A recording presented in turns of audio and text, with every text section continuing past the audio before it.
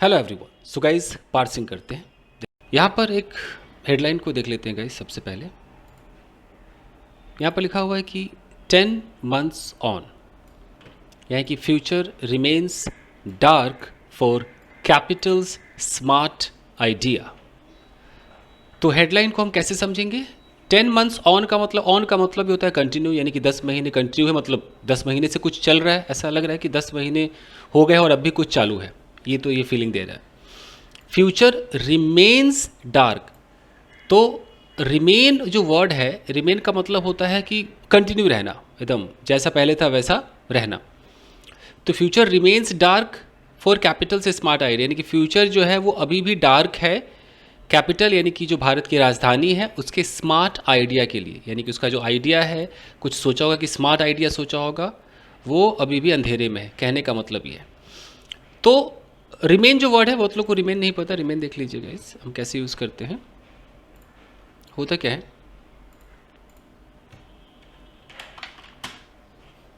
Remain का मतलब होता है कि मतलब जैसा था वैसे बने रहना, बने रहना किसी अवस्था में, किसी अवस्था में। अगर मैं बोलूँ कि ही रिमेन्स हैप्पी, इसका मतलब कि हमेशा हैप्पी मूड में रहता है, हैप्पी बना रहता है। या मैं यहाँ पर ऑलवेज लगा सकता हूँ कि ही ऑलवेज रिमेन्स हैप्पी। ऐसे मैं बोलूँ कि ही रिमेन्ड, मैं पास्ट में कर दूँ, ही remained silent through out the conversation. तो साइलेंट अवस्था को उसने बरकरार रखा। तो रिमेन का मतलब कि उसको बनाए रखना, कायम रखना, लेकिन ही रिमेन्ड साइलेंट, वो बिल्कुल साइलेंट रहा थ्रू आउट द कॉन्वर्सेशन।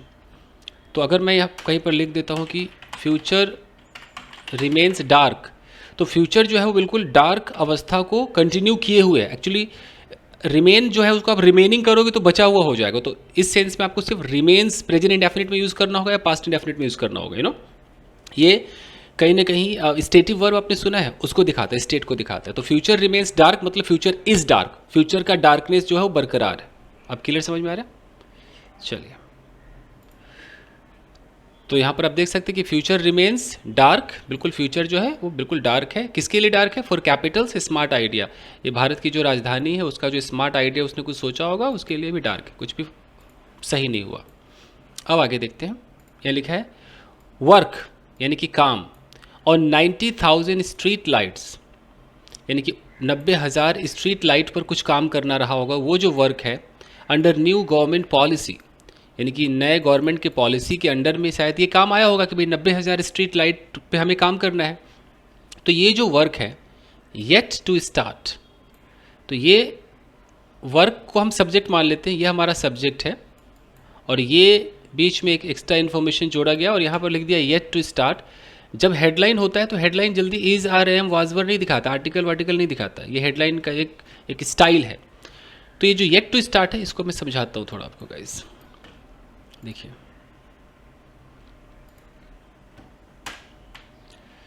अखबारों में आपको येट टू ज़रूर मिलेगा। येट टू का मतलब है कि अभी भी होना बाकी है, उसको हाईलाइट किया जाता है। ये थोड़ा हाईलाइट करने के लिए येट लगाते हैं, हाईलाइट करने के लिए येट का यूज़ करते हैं।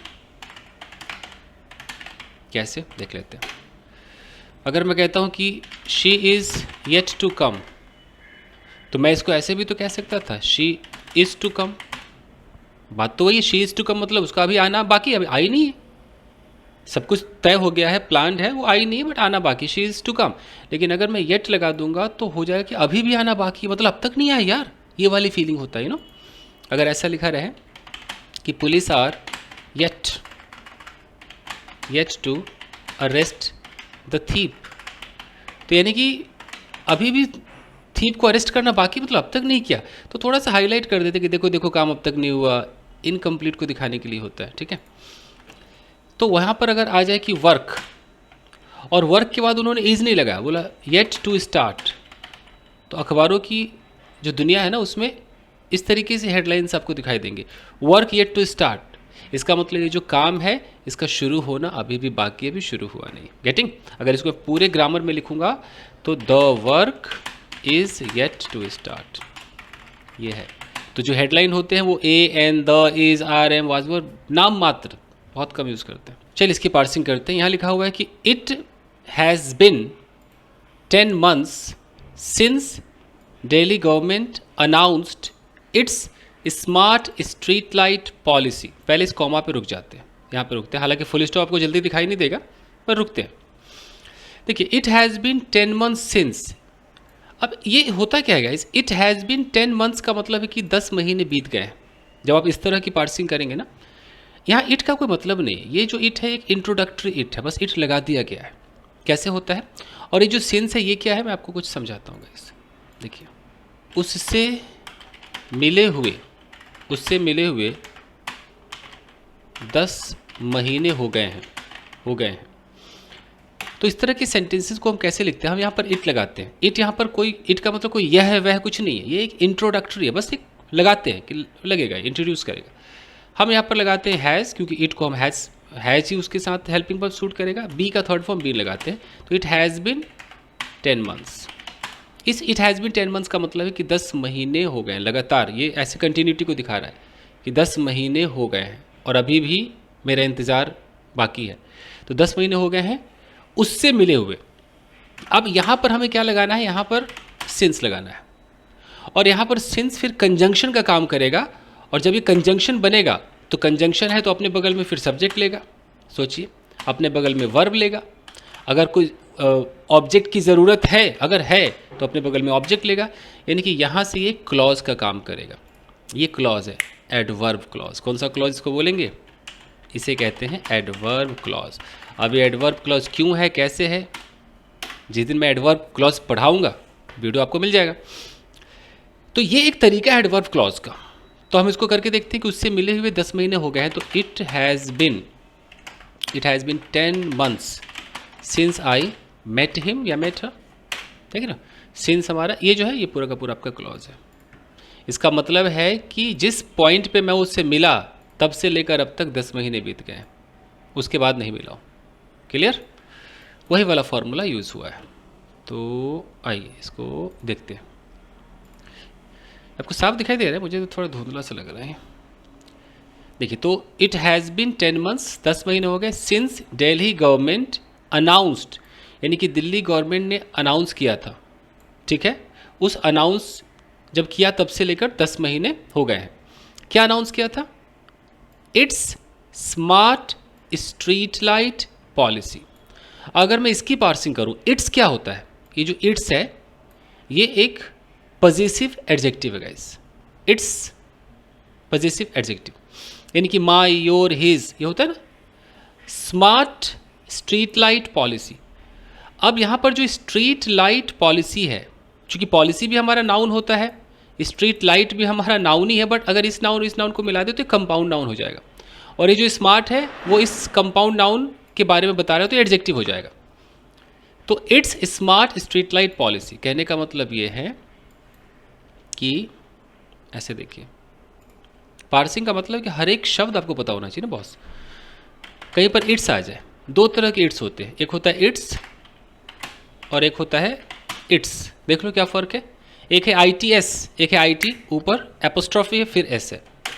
तो अगर मैं ITS इट्स की बात करूँ तो ये पजेसिव एडजेक्टिव फैमिली का है। पजेसिव एडजेक्टिव क्या होता है, पजेसिव एडजेक्टिव आराम से देख लीजिए, जैसे कि my, your, his, her, our, their और इट्स। कैसे पजेसिव है, पोजीशन दिखाता। अगर मैं कहता हूँ कि माई वाइफ, तो यानी कि मेरा पोजीशन दिखा रहा है कि मेरे पोजीशन में कौन है, मेरी वाइफ है, यानी कि मेरी वाइफ है, वो मुझसे बिलोंग करती हो, माई वाइफ। अगर मैं कहता हूँ कि हर हस्बैंड, तो यानी कि उसके पति की बात हो रही है, तो पोजीशन को दिखा रहा है। तो यानी कि ये जो नाउन है, ये जो हस्बैंड नाउन है, उसके बगल में ये जो हर है एक पजेसिव एडजेक्टिव है। तो जो निर्जीव आइटम होते हैं, जैसे मैं मोबाइल को बोलूँ कि इसका रंग, तो क्या मैं हिज कलर बोलूँगा, नहीं बोल सकता ना, तो क्या बोलूँगा, इट्स कलर, इट्स कलर करके बात करूँगा। तो ये पजेसिव एडजेक्टिव होते हैं। हाँ, पजेसिव एडजेक्टिव के बगल में एडजेक्टिव आ सकता है, जैसे कि माई ब्यूटीफुल वाइफ, ये आ सकता है, माई ब्यूटीफुल वाइफ, यानी कि मेरी सुंदर पत्नी आ सकता है। और इसी को ये जो माई है ना, जो पॉजेसिव एडजेक्टिव है, इसको ग्रामर में डिटर्मिनर भी कहा गया है, आगे आप पढ़ोगे। तो ये तो ऐसे आ सकता है, क्लियर है। तो ये क्लियर हो गया। ऊपर से क्या होता है, जैसे कि यहाँ पर है स्ट्रीट लाइट। एक तो स्ट्रीट लाइट जो शब्द है ये खुद ही एक कंपाउंड नाउन है, इसके अंदर दो चीज़ें हैं, अगर आप ध्यान से देखो, एक स्ट्रीट है प्लस लाइट है, देख रहे हो, ये लाइट है, ये तो दो शब्द मिलकर ऑलरेडी ये एक शब्द बना है। तब भी अगर मैं इसको सिर्फ एक ही शब्द मान के चलूँ, स्ट्रीट लाइट, और यहाँ पे मैं पॉलिसी को दिखा दूँ, पॉलिसी, तो स्ट्रीट लाइट को मैं एक नाउन, सिंगल नाउन मान रहा हूँ, पॉलिसी को एक नाउन मान रहा हूँ, तो ये दोनों मिलाकर के कंपाउंड नाउन हो गया, समझ रहे। तो एक साथ दो नाउन है। और यहाँ पर अगर मैं स्मार्ट लगा रहा हूँ, तो स्मार्ट मेरा एडजेक्टिव है जो इस पूरे स्ट्रीट लाइट पॉलिसी को बता रहा है कि स्ट्रीट लाइट पॉलिसी कैसी, स्मार्ट। तो ऐसे काम करती है अंग्रेजी गाइस, क्लियर। चलिए, तो यहां भी हो गया कि स्ट्रीट लाइट पॉलिसी। अब है कि अंडर विच, यहां से प्रेपोजिशनल फ्रेज चालू है, ये प्रेपोजिशन है और ये आपका क्या है, रिलेटिव प्रोनाउन है। तो प्रेपोजिशन के बगल में रिलेटिव प्रोनाउन होता है। तो अंडर विच, जिसके तहत, it was to convert, it कौन है यहाँ पर दिल्ली गवर्नमेंट है, कि दिल्ली गवर्नमेंट जो है was to convert, was to का मतलब करना था, उसको शेड्यूल बन गया था।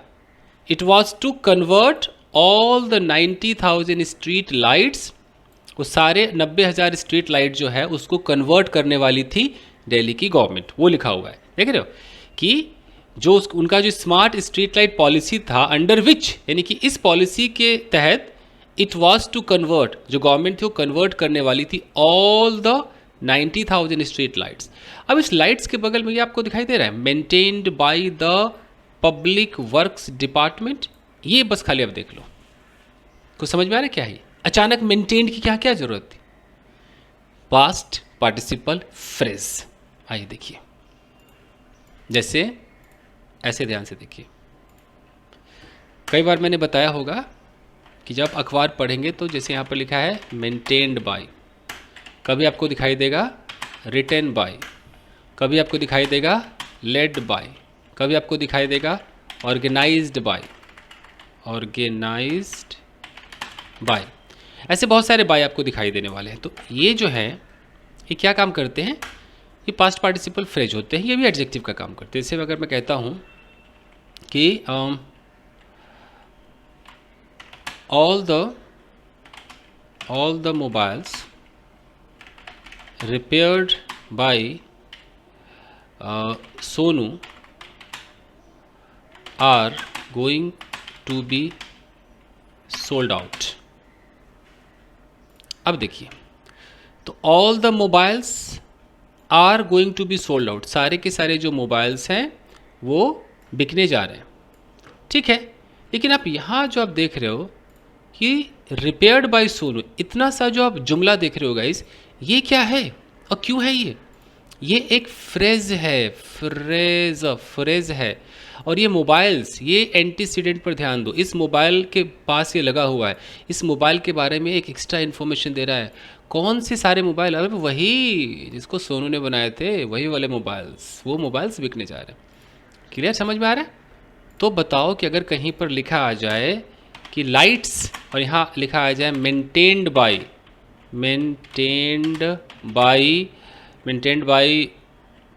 मान लो राहुल, तो समझ जाओगे कि वो लाइट्स जिनको राहुल के द्वारा मेंटेन किया गया था या मेंटेन किया जाता है, कुछ ना कुछ तो समझोगे ना। तो आइए देखते हैं। तो यहाँ पर देखिए क्या लिखा हुआ है कि वो 90,000 street lights maintained by the public works department, जिनको पब्लिक वर्क्स डिपार्टमेंट के द्वारा मेंटेन किया जाता, या तो किया गया या किया जाता है। अब ऐसे समझ में नहीं आएगा कि किया जाता है किया गया, पूरा सेंटेंस पढ़ना पड़ेगा। पास्ट है तो हम इसको पास्ट ही समझेंगे, प्रेजेंट है तो प्रेजेंट समझेंगे। अच्छा, ऊपर से ये जो बाई है, तो ऑफ कोर्स बाई के बाद यहाँ पर देखो क्या लिखा हुआ है, द पब्लिक वर्क्स डिपार्टमेंट।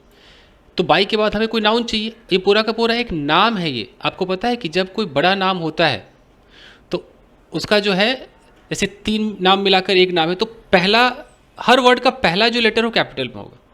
यहाँ देखो पब्लिक का P कैपिटल में, वर्क का W कैपिटल में है, डिपार्टमेंट का D कैपिटल में। ये जो लोग गवर्नमेंट जॉब की तैयारी करते हैं उनको ध्यान देना पड़ता है कि कहीं उसको वो कुछ और ना समझ ले, उनको लगना चाहिए कि अच्छा एक ही नाम है, इसलिए। तो समझ गए। तो वो जो 90,000 स्ट्रीट लाइट्स थे जिसको मेंटेन किया गया था पब्लिक वर्क्स डिपार्टमेंट के द्वारा टू स्मार्ट लाइट, इनको कन्वर्ट करना था। देखो ना यहाँ पर क्या लिखा हुआ है, इट वाज टू कन्वर्ट, ये जो दिल्ली गवर्नमेंट थी वाज टू कन्वर्ट, उनको कन्वर्ट करने वाली थी all the 90,000 street lights maintain by the public works department, जो ये मेंटेन करती थी, टू स्मार्ट लाइट, उनको स्मार्ट लाइट में कन्वर्ट करने वाली थी। ये है टोटल मुद्दा। क्लियर।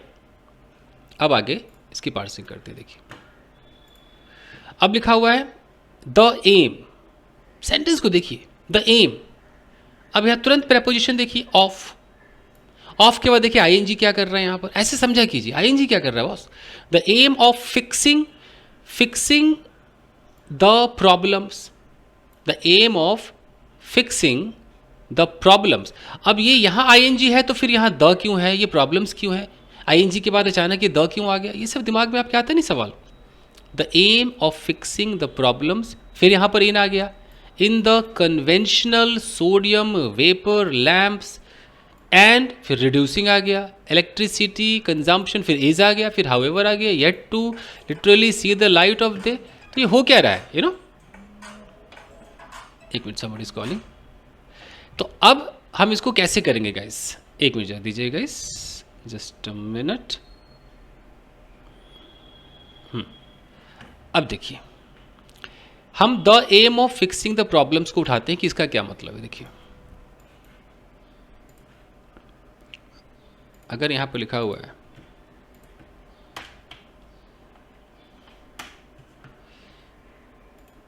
वीडियो को लाइक करना ना भूलिए अगर आपको अच्छा लग रहा है, जैसे the aim of fixing the problems.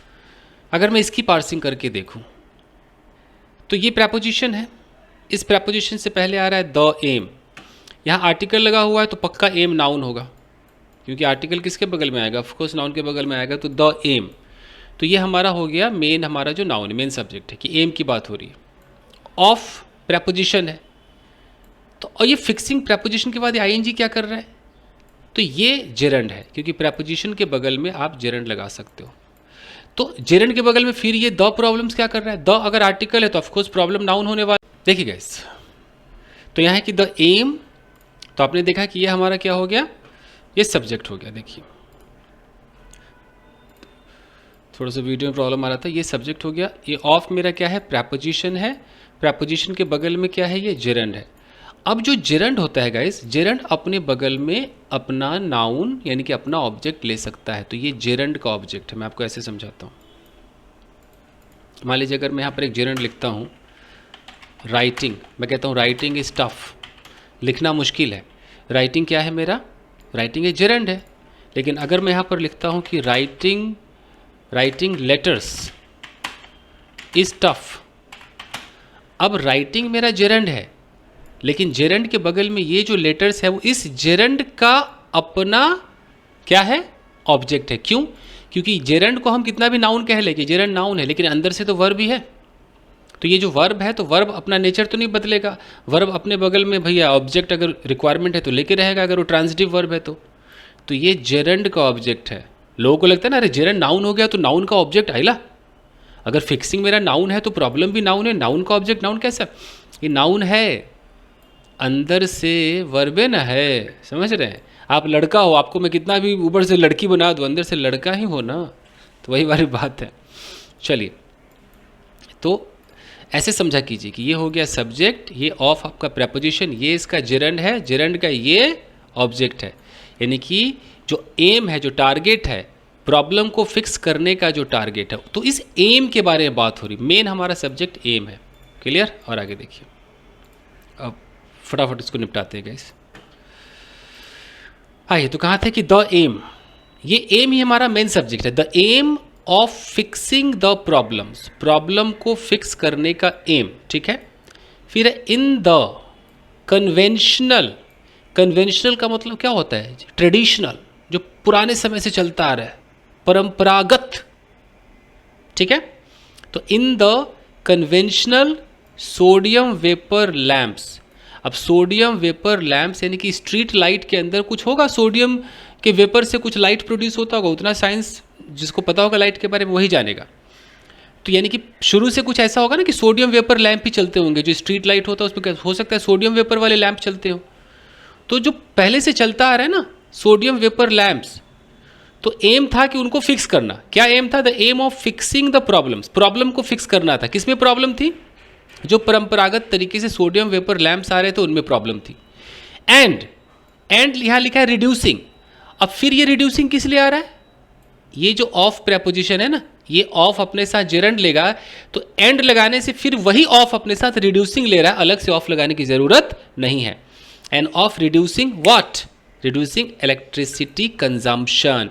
और ये जो रिड्यूसिंग जो जेरंड है ना, इस जेरंड का ये ऑब्जेक्ट है, क्योंकि जेरंड अंदर से तो वर्ब भी है, इलेक्ट्रिसिटी कंजम्पशन। इज, ये इज किसके लिए आया है? इतनी दूर इज क्या कर रहा है? द एम, ये सब्जेक्ट, और इस बेचारे सब्जेक्ट का जो वर्ब है वो इज यहां पर आ गया। सोचो, हस्बैंड इधर है, वाइफ इधर है, बीच में लोग घूम रहे हैं, तो इज इधर है। हाउएवर, हाउएवर का मतलब है कि किसी भी तरीके से, कैसे भी, हाउएवर जैसे तैसे, बहुत इसके मतलब होते हैं, कभी अलग से बताऊंगा। Yet to literally see the light of the day, तो यानी कि जो टारगेट है कि हम सारे प्रॉब्लम को फिक्स करेंगे, वो टारगेट, हम इलेक्ट्रिसिटी कंजम्पशन को रिड्यूस करेंगे, वो टारगेट जो है is yet to literally see. Yet to का मतलब अभी भी बाकी है, लिटरली सी का मतलब है सी the light of the day. Actually मुहावरा होता है, सी द लाइट ऑफ डे का मतलब होता है कि अभी भी उस पर काम शुरू नहीं हुआ है, इंप्लीमेंट नहीं हुआ है, अभी भी उसका वर्क होना बाकी है, बस कहने वाली बात है। अब तक उसने सूर्योदय नहीं देखा, अब तक उसने दिन का मुंह नहीं देखा है कहने का मतलब है कि प्लान बन गया है, एग्जीक्यूट नहीं हुआ है, तो उसको कहते हैं yet to see the light of day. इतना सब कुछ है। तो छोटा सा ये पार्सिंग मैं आपके लिए लाया था, समझ में आ रहा है। अगर आप चाहते हैं कि मैं आपको एकदम बेहतरीन बना दूं पार्सिंग में, तो कृपया तनिक प्रमोट कीजिए, लाइक कीजिए, नए हैं तो सब्सक्राइब कीजिए, तभी ना, खाली सीखिएगा, लाइक ना कीजिए। चलिए गाइस, मिलते हैं। Thank you very much everybody.